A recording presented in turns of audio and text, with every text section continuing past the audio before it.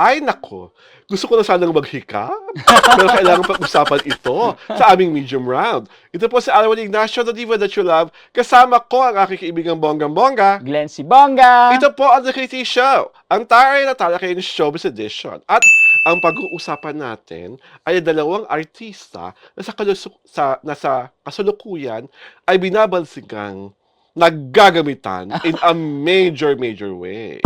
Kasi nga, itong si Joshua Garcia at si Julia Barreto ang teaser para sa kanilang pelikula na Unhappy Something ba yun? Unbroken whatsoever. Sa pelikula hindi namin malamdaan ng pamagat. Lumabas na ang patikim. At sa nasabing patikim, gamit na gamit nila ang kanta ni Moira na paubaya kung saan ang dating YouTube video, doon sila nagkaroon ng closure. Ang gagamitin pala sa pelikulang ito. So, balik na naman ang issue na talagang itong si Joshua Garcia at si Julia Barreto ay naggagamitan. Tandaan nyo, Joshua Garcia is coming from a movie that is a flop. Ang Fruitcake.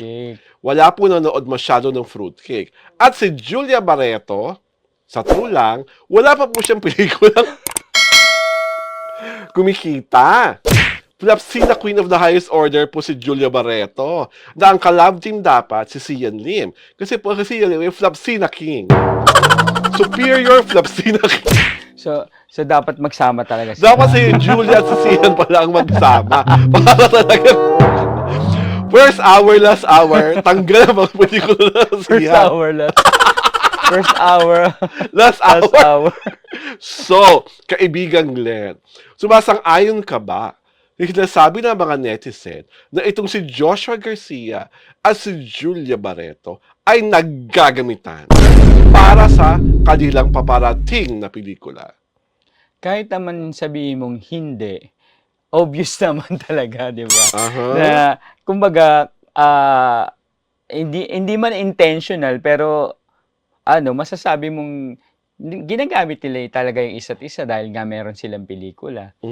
Lalo na gamit na gamit nila yung kanilang paubaya, di ba? Yes. At tapos parang dun sa kanilang movie na Unhappy for You, yun ang title. Ay, ang galing. I love you, Glenn. Naalala ko talaga. Naalala mo ang title. Unhappy for You ay nirelieve nila yung kanilang happy moments before the breakup, Yes. di ba? Na makikita mo doon sa teaser. Diba? Tapos sa bandang ending ng teaser, yung parang yun na yung pawarak na yung relasyon. Oo, yun ang kanilang galit-galitan episodes, di ba? Wow. So sa akin naman, sana makatulong ang kanilang nakalipas na din na maaring balikan sa pelikulang ito. Dahil sabi ko nga, kung hindi ito kikita, ano pa ang mangyayari sa movie careers ni Joshua at ni Julia, lalo na at laging underperforming ang kanilang mga pelikula. Siyempre, ang pelikula po ay isang business. At gusto rin po siyempre ng mga producer na may ROI sila. Hindi pwede may sinasalang tayong pelikula, hindi tumatabo at mahina katakilya. Nakakalungkot po yung pangyayaring ganon, di po ba? So, everyone is hoping na itong pelikulang ito, na ito naman, Unhappy for You pala ang title, maging happy ang lahat. Oo nga, sana maging happy ang kanilang box office results, di ba? Oo. Katulad nung past movies Past nila. movies sila. Yung past movies nila kasi talagang kumikita. Oo, di ba? Kasi yung movie nila with Chris Aquino, I remember Yun nga, that's also a big hit. Tapos yung movie nila with the jowa of Loisa? Ronnie Alonte. Ronnie Alonte, di ba? Ang laki rin nung, ang laki rin ng kinis. Vince Cat and James. Film Fest pa ata yun, di ba? Di Oo. ba? Bongga rin ang kinita noon. At saka meron din silang pelikulang silang dalawa lang, di ba? Oo. Tapos meron din silang pelikula with Robin and Sharon. Yeah, oo. Di ba? Oo, Kumita diba? rin yun. Yes, oo. Di ba? So there was a time talaga na pag magkasama si Joshua at si Julia Barreto, kumikita na ba ng mga pelikula nila. Kaya nga lang, dumating ang pagkakataong mas minahal ni Julia Barreto, si Gerald Anderson. Diba? Nag-break up sila after that movie, yung ginawa na Julia at ni Gerald doon Oo, sa oo. Japan. Oo, oo. At alam niyo rin Yung naman, pag-uwi nga daw ay ano, silang dalawa na si oo, Gerald at bigla. alam niyo naman natin nangyari sa pelikula ni Gerald at ni Julia sa Japan. Flape. Doon nagsimula ang string of lapes ni Julia Barreto. 'Di ba? So, ang nakakalungkot pa doon, pini-pair up talaga si Julia sa mga mahuhusay na leading men. Carlo Aquino, Mm. Aga For Mulak, ano, expensive candy, 'di 'di ba? ba? Pero sa hindi maipaliwanag na dahilan, parang lahat ng mga tao ayaw siyang panoorin sa Hindi sine. siya makaabante, Hindi no? siya makaabante-abante after the breakup, 'di ba? Talagang parang mas marami ang kumampi kay Joshua Mm. sa breakup na 'yon, 'di ba? Tapos yung pa nga, that time kasi, if memory serves me right, parang hindi pa rin malinaw ang breakup ni Bea at ni Gerald noon, 'di ba? Ito yung ghosting era. Ah, oo, 'Di oo. ba? So, nakadagdag pa yun lalo at lalo pang patindi ng sitwasyon, 'di ba? Mm. Magkasama si Bea at si Julia sa isang drama. Ako, kunyari, stepmother niya. Mm. Tapos, Yung pala maiiwang luha nung pagpunta nila ng Japan na maiiwan pala pagbalik nila rito ang luhaan ay si Bea at saka si Joshua Joshua. Garcia. At ang nakakapagtaka, bakit wala pa napapag-isip na pagsama si Joshua Garcia at si Bea Bea Alonzo Alonso. sa isang pelikula? 'Di ba? Baka naman silang dalawa ang magsalba sa Oo. lugaming-lugaming takilya situation sa O kasalukuyan kahit sa TV series, 'di ba? or Kasi kahit sa TV series. nagko-collab naman na ngayon ang ABS-CBN at saka ang GMA, 'di ba? Oo.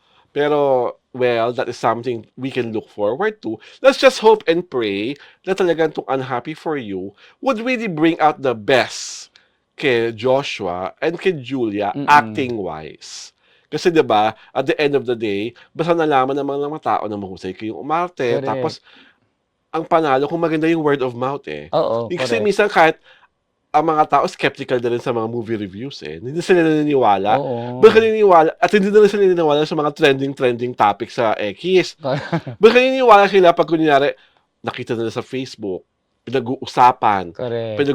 sa X, may Yeah. online chika about it. Oo, as in nagte-trending na Oo. ano. Nung nagte-trending natural, hindi yung kasi alam naman natin ang trending sa Pilipinas, 'di ba? Nabu-boost, Oo, 'di correct. ba? So gusto nila yung parang kunyari ako, nakwento ko kay Glenn, si Glenn nakwento ko ganito, si yung nakwento ni Glenn nakwento, tapos lalaki ng dadami yung kwento. Mm. Maraming, ay, 5 tao na narinig ko kasabing maganda yung Happy For You, magiging mausisa sila. Saka maraming ebidensya, yung may Oo. mga bumibili, 'di ba? Pina-post yung mga bumibili ng ticket. Oo, ngayon, lalo na yung mga Pumipila, 'di ba? pumipila. Kasi that creates the impression that the movie is really doing Yes, very oo. well. So let's hope na kung ano man ang magiging pakulo ng PR machinery, PR team ng Unhappy For You, eh talagang ma-whet ang appetites ng mga tao na panoorin ang pelikulang ito. Mm. Dahil nakakahinayang naman dahil from the teaser, parang interesting. Yes, oo. 'Di ba? At kita nyo naman si Joshua pag nagdrama, 'di ba? Correct. Talagang wala pang pelikula or TV show si Joshua na pag umiyak siya, hindi ka madadala. Hindi ka correct. Talagang Oo, madadala ka. correct. May kung anong Yung higbi niyang pangalan, eh, 'di ba? Oo. Talagang Saka mata-touch na yung puso saka yung pag mo. yung mata niya, yung parang maluluha na. Oo. Tapos si Joshua pa pag umiyak, 'di ba, swabe lang. Correct. Hindi yung melodramang iyak. Mm. Yung in a way, iyak lalaki pa rin. Yung talagang there's something so genuine Correct. about Joshua Garcia, lalo na pag when he is in his vulnerable state, lalo na yung character niya. Mm. Madadala ka. At ako, sobrang kinatutuwa ko lagi kay Joshua is that nakaano na siya, nakaalago na siya dun sa anino na kinasabing siya ang bagong John Lloyd Cruz. Oo nga, Or correct. kapalit o kahalili ni John Lloyd Cruz. Na parang napatunayan na ni Joshua na siya si Joshua Garcia. At hindi siya basta copycat ng kung sino-sino man. Tama. Ang tanong, si Julia Barreto ba may napatunayan na? Glenn, bakit tumawa ka? Gusto ko ikaw ma-explain, ikaw sumagot sa question. May napatunayan ba? O may papatunayan pa ba ang isang kagaya ni Julia Barreto? Malay mo dito mapatunayan niya na hindi na siya plapsina, 'di ba? Yes. Sana yun ang wish ko, na sana itong pelikulang 'to magbalik dun sa kanilang ano, Sa Lakas sa Estrella. Takilya, oo.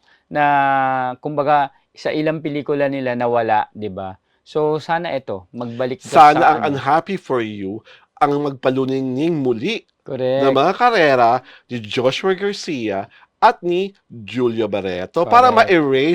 erase na ang chikang sila ay naggagamitan. Ito po si Alwin Ignacio, the diva that you love. Kasama ko ang aking kaibigang bonggang-bongga. Glenn Sibonga! Ito po ang The Kitty Show, ang taray na talakayan showbiz edition.